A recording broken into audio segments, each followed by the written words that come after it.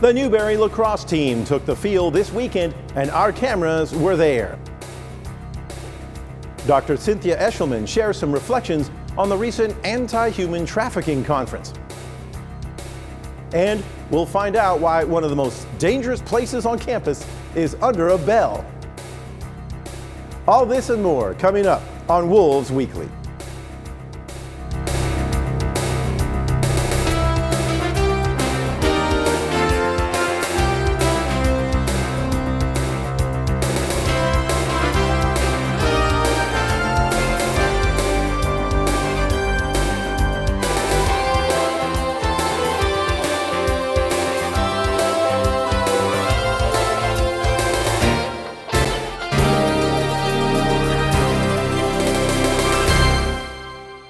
From the Langford Center studios at Newberry College, this is Wolves Weekly. I'm Al Della Chica.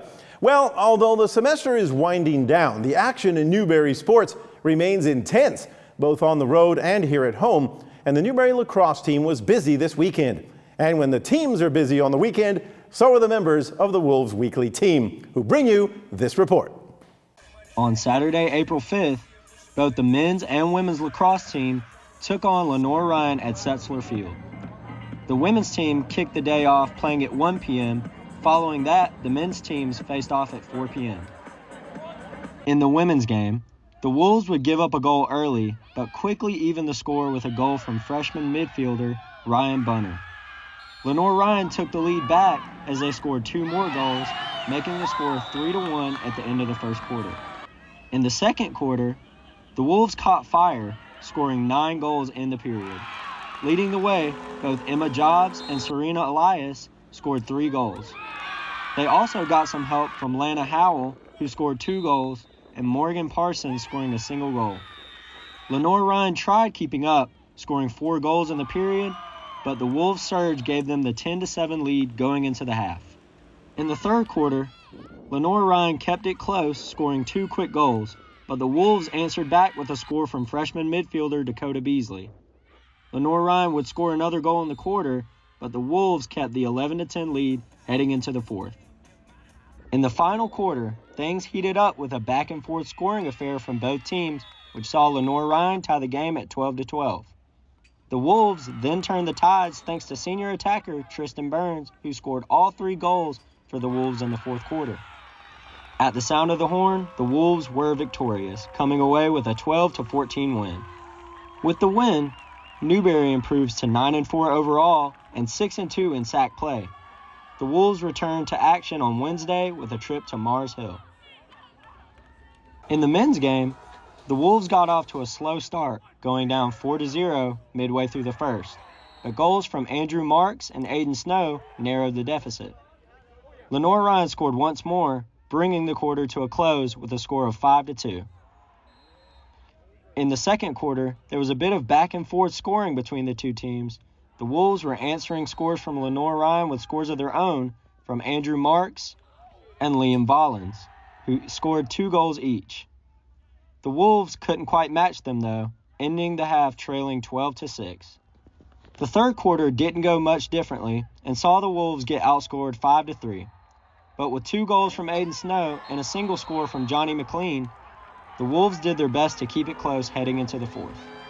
In the fourth quarter, the Wolves rallied with a great defensive performance, shutting out Lenore Ryan to close out the game. To match that, Shane Halliwell, Derek Chiazzo, and Aiden Snow all scored a goal to close out the game.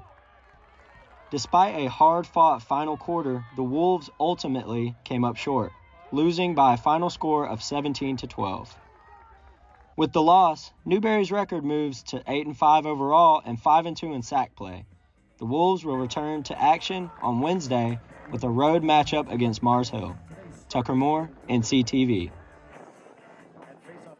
And so that was the action all weekend long. And right now, it's just a really exciting time. We've already been covering it as we get near the end of the season. Most sports are going to be winding down literally in the next couple of weeks. So it's going to be one of your last chances to make sure to get out there and support your Wolves, especially most of those teams and we're going to talk about them in just a second here, are making a playoff push. For example, in men's and women's lacrosse, the men's lacrosse team tied for third in the conference right now, and they only have 3 games to go. So get out there and support them, and hopefully they will be seeing some postseason games as well. Also, in women's lacrosse, they're 4th place in the conference now, sitting pretty good. And they only have 4 games left in the season. So those are 2 sports right there that we just had that coverage for you. And it is going to be hot and heavy, I tell you what, because they're going to be right in there looking for playoff action. And what an amazing thing if they could go in there and perhaps win their tournaments. Also, you look at the diamond sports, right? Softball and baseball. Softball, they're still right in there. We've been covering them quite a bit, how they have had a resurgence here in the second half of the season. They are currently sitting in 7th place in the conference, and they have 8 games remaining. And again, we covered that last week in case you didn't watch Wolves Weekly. They've got a lot of teams that are right in front of them, some crucial games coming up for softball, and I know they will be in action this coming Saturday here at the Smith Road Complex. And then baseball, well, a little bit of a challenge. They lost 2 out of 3 over the weekend, and they're sitting right now in 11th place. And they're going to have a little bit of a challenge here at the end of the season. But anyway, again, lots of great stuff happening. Get out there and catch your favorite Wolves team before the season comes to an end. Wolves Weekly will continue in a moment.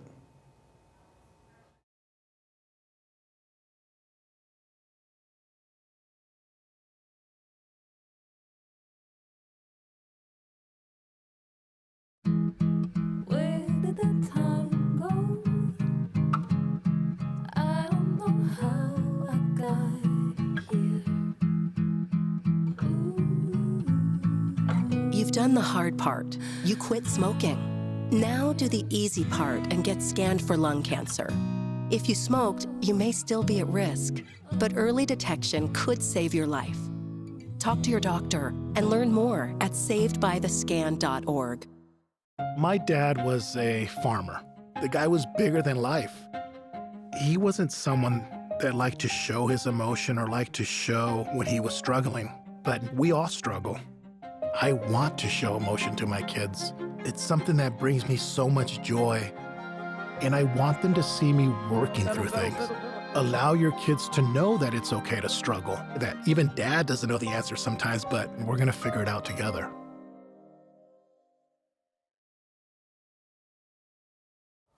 Welcome back.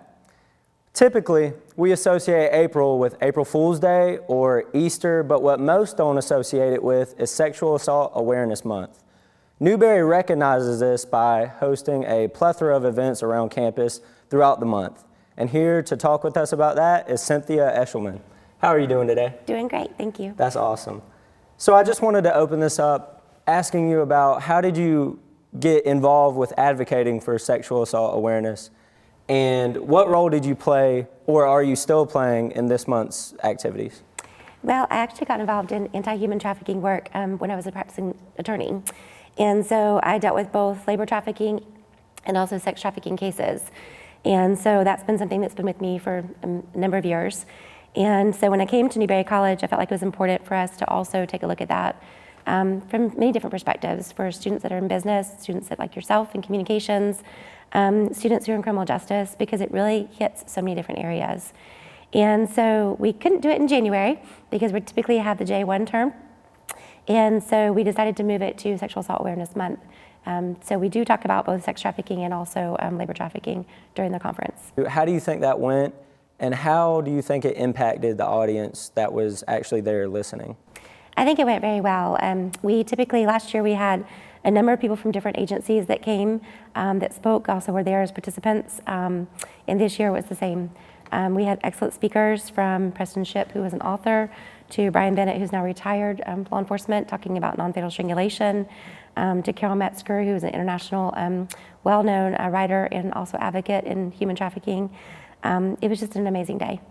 What does it mean to you to be able to play such a large role in a topic you clearly are very passionate about?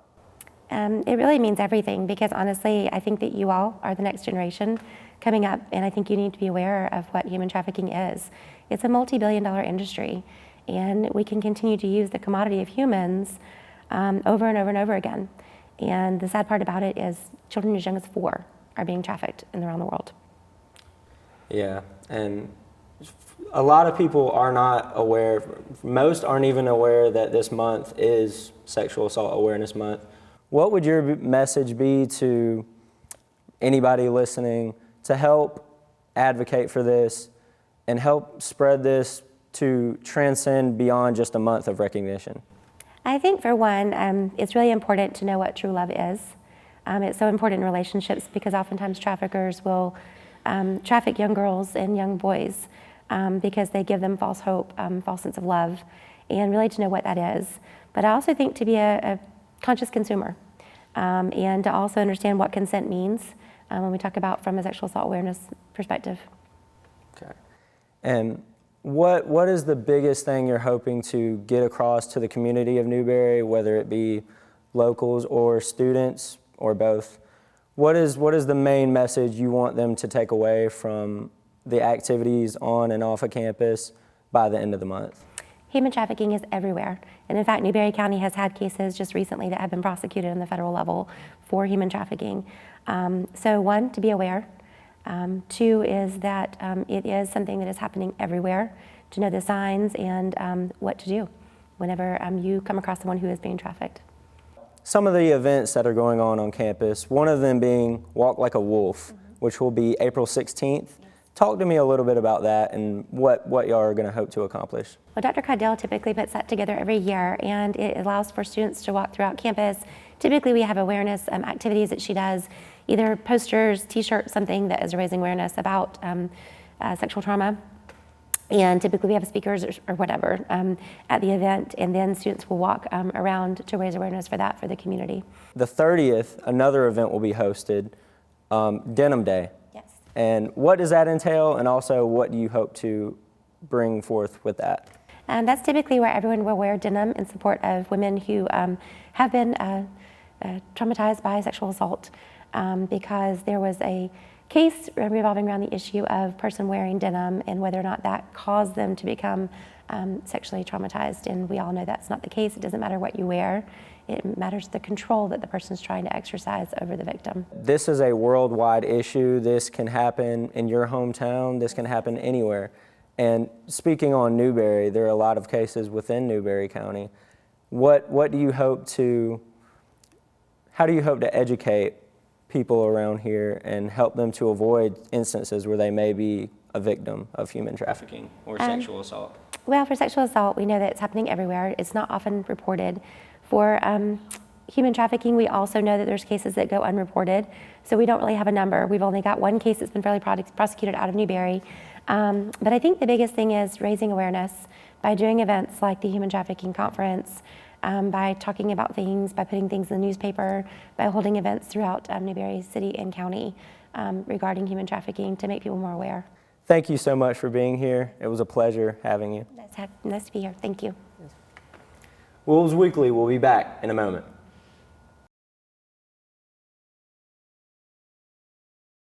When I was 10, my mom got deported. We had a difficult time, and I feel that's why I didn't get to finish school.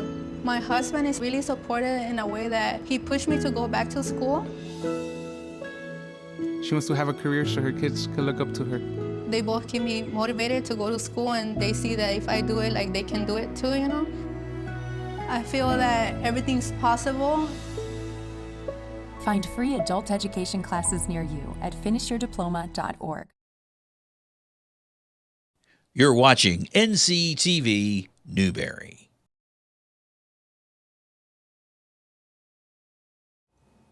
The historic campus of Newberry College has more than its share of stories, myths, and superstitions that have been handed down from generation to generation. One of the most persistent of these superstitions involves the bell tower between Holland Hall and Wessel's Library. Victor Hennian asked some people around campus about the legend of the bell.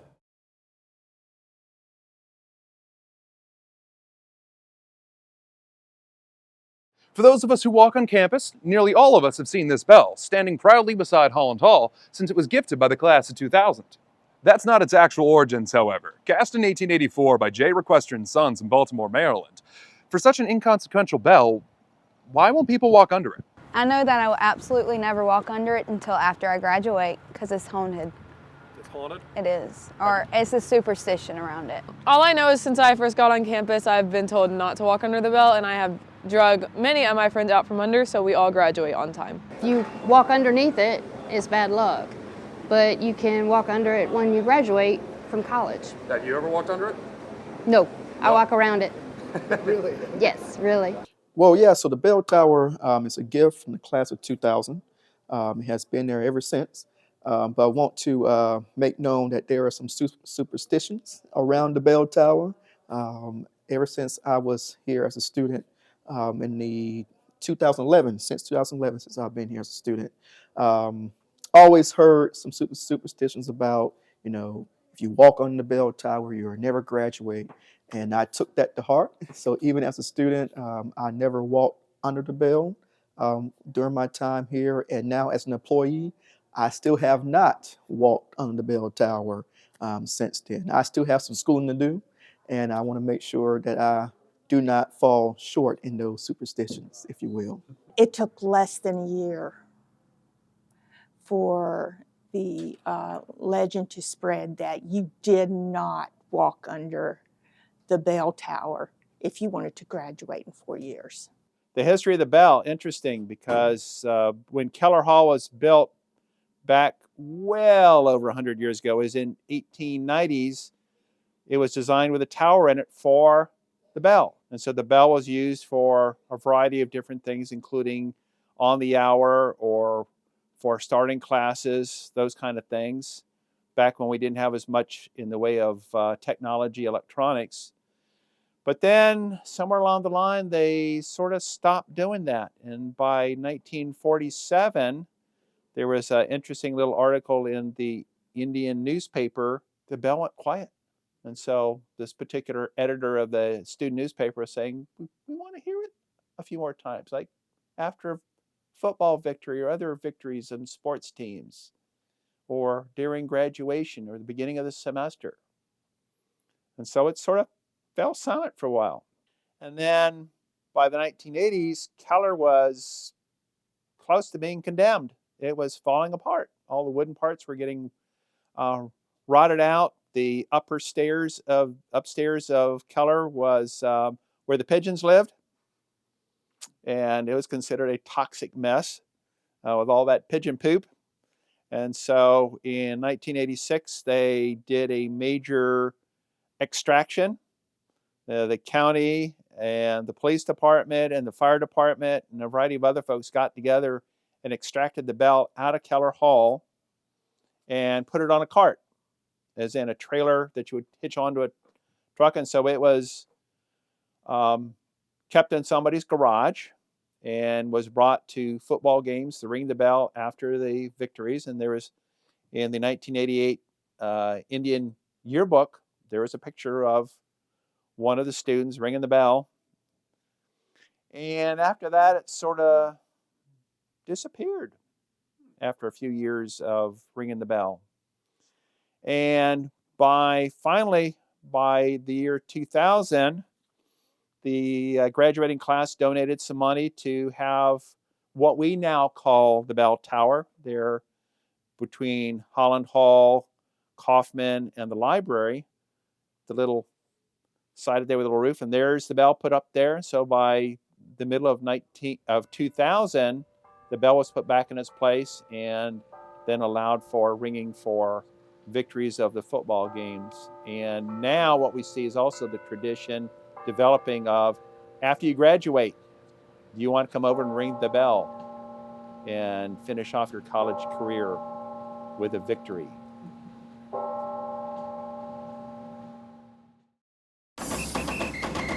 If you're buzzed and doing this,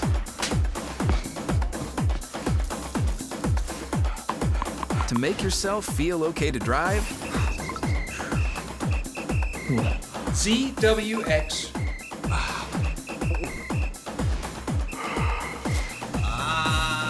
you're not okay to drive.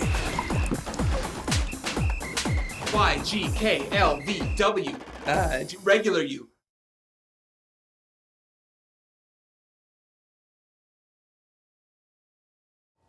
Welcome back to Wolves Weekly. I'm Al Della Chica along with Alexa Gambarino this week. And now let's get to the scoreboard and get you caught up with all the action that took place over the past week.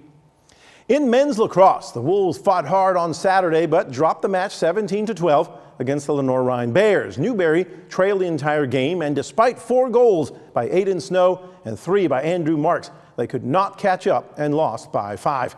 Newberry now sits at 8-5 overall, 5-2 in the conference. The Wolves will return to action on the road against Mars Hill this week. In women's lacrosse, it was a different story at Seltzer Field, as the Wolves come away with a close 14-12 victory. Newberry scored 9 goals in the second quarter to lead by 3 at the half, but despite the Bears outscoring the Wolves 5-4 in the second half, the Wolves would hang on for the win. Serena Elias, Emma Jobs, and Tristan Burns would each score 3 goals for Newberry. With the win, the team sits at 9-4 overall and 6-2 in the conference. The win would also put Newberry into a 4th place tie with Lenore-Rhine. And in softball, the Wolves would earn a split over the weekend against Emory and Henry, winning in dominant fashion 7-0 in Game 1, but then dropping the nightcap in a close one 8-7. In that first game, senior Lindsay Foster pitched a 3-hit shutout to earn her 10th win of the season and 32nd of her career. Her 32 wins rank 6th in Newberry history. In the second game, the Wolves jumped out to a 6-0 lead, but the Wasps rallied for 2 runs in the 5th and 6 more in the 6th inning and hung on a win. Newberry now stands at 21-24 on the season and 9-9 in the conference, where they currently sit in 7th place. They will take on Wingate this week. And on the baseball diamond, the team also played to a split of the doubleheader against UVA Wise. In Game 1, Newberry could not hold a 6-3 lead. In the 6th inning, UVA's Wise played 5 runs in the bottom of the 7th to take the win 9-7. In Game 2, Newberry fought back to win a dominating game 6-1. The overall record is 20-18, but 9-15 in the conference. They will next face off against Mount Olive this week. And finally, in track and field, the Wolves competed in the Electric City Invitational Tournament on Friday and Saturday up in Anderson.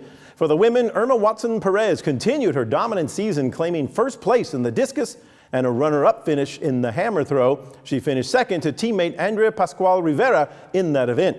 On the men's side, Landon Tucker claimed first place in the 400-meter hurdles. Sean Price took second in the hammer throw, and the 4x100-meter relay team of Janarius Hillman, Shamar Brown, Calvin Tobias, and Justin Canty raced to a 3rd place finish. The Wolves will compete this coming Saturday at the Lenore-Rhine Invite in Hickory. And don't forget that you can find information on all of these games and all of Newberry's teams at newberrywolves.com. You can find schedule information, team rosters and statistics, feature stories, ticket information, and so much more. All of this is available anytime, anywhere at newberrywolves.com. Yeah, and you know, Alexa, if people maybe haven't gone to newberrywolves.com, stats are becoming such an important part of the game. It's in all games, all sports. Just look at any professional coverage of any sport: football, baseball, basketball, tennis, lacrosse, you name it. And you're going to have all kinds of AI-generated stats on there that I think, you know, not only helps the fan engage, that's something, and you can find all of that, by the way, whenever you go to that sport that you like on newberrywolves.com, go to their schedule, and then you can look at that specific game, go to the live stats right there, and you can follow the game. I know I do all the time when I don't have time to, you know, turn it on or follow it on Flow Sports. But, you know, talking about stats, you as an athlete, you know, now, you're a tennis, right? A little bit more of an individualized sport, although you do play it in team fashion here at college. But, you know, have you ever used stats, or have your coaches ever used stats? And even if you do, what good are they for the individual athlete? Back in Mexico, we definitely used to use some, especially for personal improvement. In tennis, as you mentioned, is such a single sport. So it's just for improvement and to see where do you play better, in which time of the match you have less pressure and you perform better. In college, I would say the stats work for tennis players, obviously to improve, but if you want to transfer, it's very important. As a transfer student, I had to improve my stats, my winning streaks, and all of these numbers that will definitely make me get into a better school. Yeah, now I guess with that transfer portal type of situation that we find in college sports, building up your stats is pretty important, because now you kind of get on the market there a little bit sooner than the end of your career. You're already doing it in college as well. But as we close today's edition, by now, many of you have heard that Newberry College president, Dr. Maurice Sherrins, died on Sunday. He died peacefully at home, surrounded by his wife and family. He had been battling illness since last year. President Sherrins served Newberry College since 2012. His leadership left a lasting mark on the institution, and his loss will be felt across our campus and beyond. We are preparing a tribute to Dr. Sherrins' life and what he meant to Newberry College, and we'll bring that to you on an upcoming edition of Wolves Weekly. For now, though, all of us at Wolves Weekly want to express our deepest sympathies to the Sherrins family and gratitude to Dr. Sherrins' devoted service to the Newberry family and community. He will be missed. And you know, Alexa, as a faculty member, as I've been in the classroom for 27 years now, and this is actually the first time that our college president, anywhere I've been, has passed away. And it's just a shattering thing to have your leader, right, basically not there any longer. And as we segue that, not to make light of that, but Dr. Sherrins loves sports. He could have a great sit down with you on any sport. And I'll share a bit about that in just a moment. But as an athlete, how do you look at that? Because you go through a lot of that changing of coaches. In tennis, sometimes personal coaches you change, team coaches, as we just saw with baseball this past year, for example. How do you deal with the loss? Maybe sometimes, of course, not to death, but you have to move on to the next chapter, even though that mentor was very important in your life. Definitely. First of all, that's how life works. So these things are inevitably going to happen. I've obviously changed a lot of coaches, but I think it's a matter of maturing and trying to adapt to this new person that is going to come and adapt to the situation that this loss is going to bring to the team in this case, or to a person or an institution. Yeah, very well said. And I think anybody, you wouldn't want the world to stop, right? And they would be the first one to tell you that life goes on. They added their unique spin on things, but now it is time to, keep the wheel turning as it is and move on, remembering him fondly. So, as I said, we'll have more about Dr. Sherrins on an upcoming broadcast. For now, that concludes this edition of Wolves Weekly. I'm Al Della Chica. And I am Alexa Gambarino. Join us next time for more Wolves Weekly.